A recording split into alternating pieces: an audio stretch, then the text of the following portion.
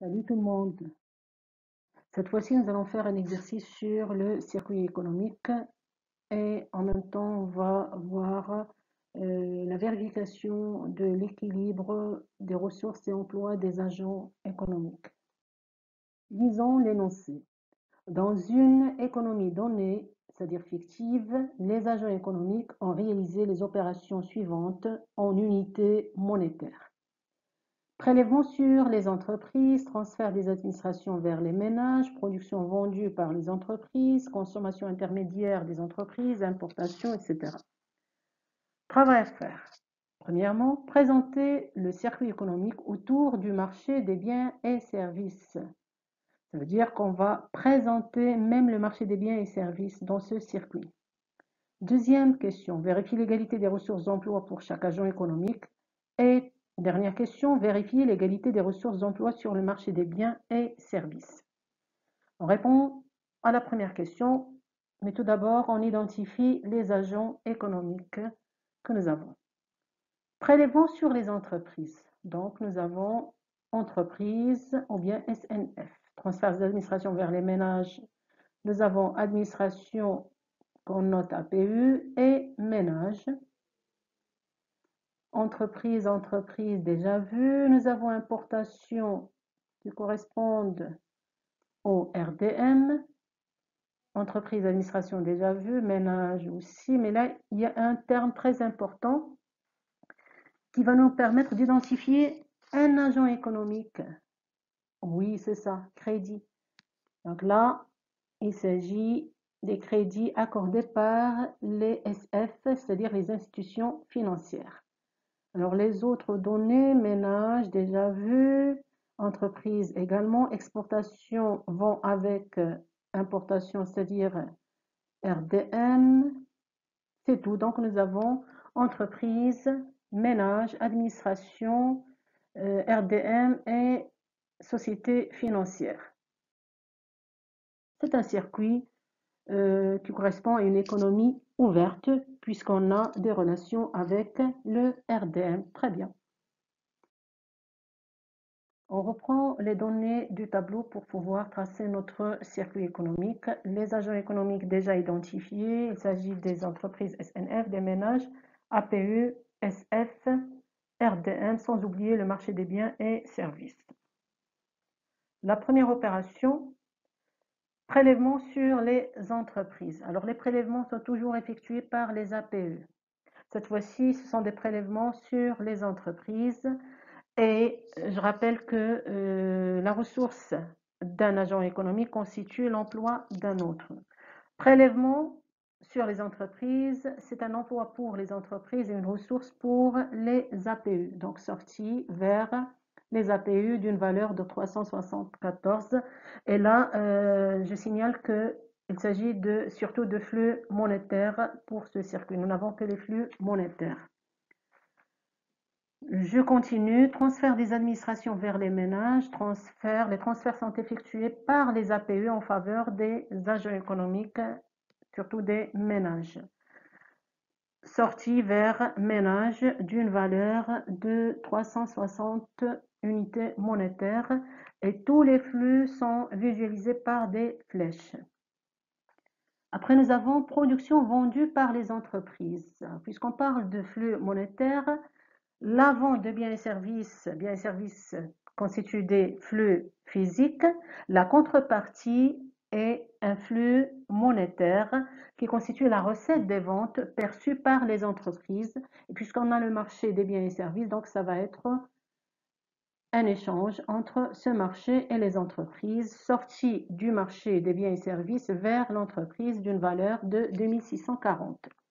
La suite, consommation intermédiaire des entreprises. La consommation intermédiaire, comme vous l'avez déjà vu, regroupe les biens et services incorporés ou détruits au cours du processus de production. Donc, c'est toujours en relation avec le marché des biens et services, mais cette fois-ci, c'est un emploi pour l'entreprise, donc sorti vers le marché des biens et services d'une valeur de 2176.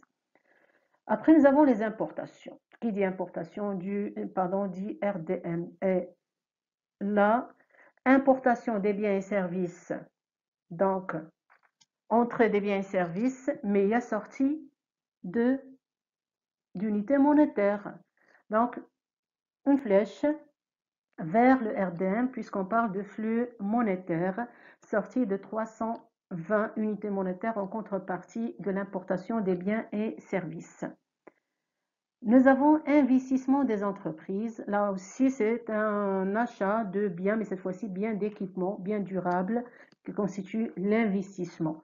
Et on a toujours affaire au marché des biens et services, et ce sont les entreprises qui ont investi, donc sortie de l'entreprise vers marché des biens et services. On reprend la flèche que nous avons déjà tracée de 1176 et on note plus 319. Ce sont des biens et services. Les premiers sont des biens et services de consommation intermédiaire et la deuxième catégorie, il s'agit des biens durables, donc investissement. Je continue, nous avons les crédits aux administrations. Qui accordent les crédits? Ce sont les SF, les institutions financières. Ils ont accordé un crédit de combien? De 17 unités monétaires aux APU, donc sortie des SF vers l'APU d'une valeur de 17. Après, nous avons salaire versé par les entreprises aux ménages. Donc, en contrepartie de leur travail qui est un flux physique, les entreprises versent un salaire aux ménages. Emploi pour les entreprises d'une valeur de 778. Flèche vers ménages. Et après, on continue. Consommation finale des ménages. Et c'est la fonction principale de ce secteur.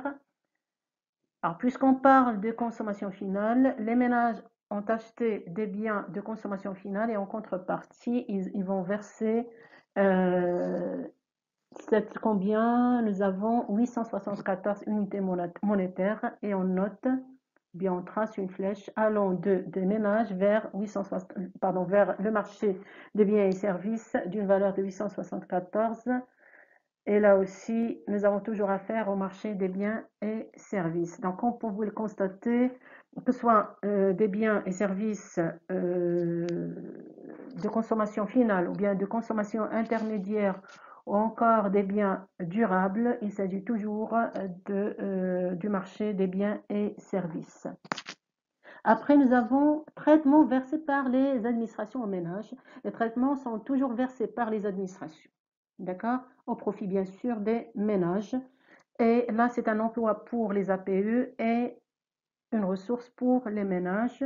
Flèche vers ménage d'une valeur de 192. Après, nous avons prélèvements sur les ménages. Les prélèvements sont toujours effectués par les administrations. Cette fois-ci, ce sont des prélèvements sur les ménages. Donc, emploi pour cet agent et ressources pour l'APE, une flèche des ménages vers l'APU d'une valeur de 432. Ensuite, nous avons l'épargne des ménages. Alors, l'épargne est constituée auprès des SF, des institutions financières. Et là, ce sont les ménages qui sont concernés par cette opération. Il s'agit d'emplois pour les ménages et ressources pour les SF. Et on trace la flèche correspondante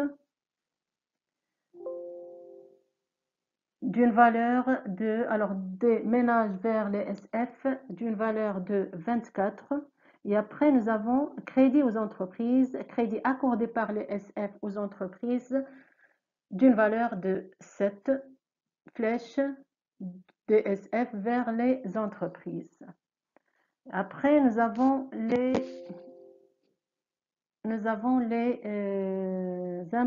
exportations plutôt d'une valeur de 320. Cette fois-ci, c'est une exportation de biens et services et en contrepartie, on reçoit des unités monétaires, donc une flèche de l'RDM vers le marché des biens et services d'une valeur de 320. La dernière opération, la consommation finale des administrations, c'est-à-dire des APU, consommation finale, donc consommation des biens et services, emploi pour les APU, flèche vers le marché des biens et services d'une valeur de 271 unités monétaires. Donc, ce sont toutes les données qu'on a et on les a présentées sous forme de circuit économique qui correspond à une économie ouverte, comme on l'a déjà expliqué. On passe à la deuxième question. Vérifier l'égalité des ressources d'emploi des agents économiques. Donc, nous avons repris notre circuit. La vérification est effectuée grâce au tableau des ressources emploi, soit un tableau complet, soit des tableaux, un tableau pour chaque agent économique. Alors, cette vérification est faite sur la base du circuit que nous avons déjà tracé, ou bien on peut reprendre carrément notre énoncé.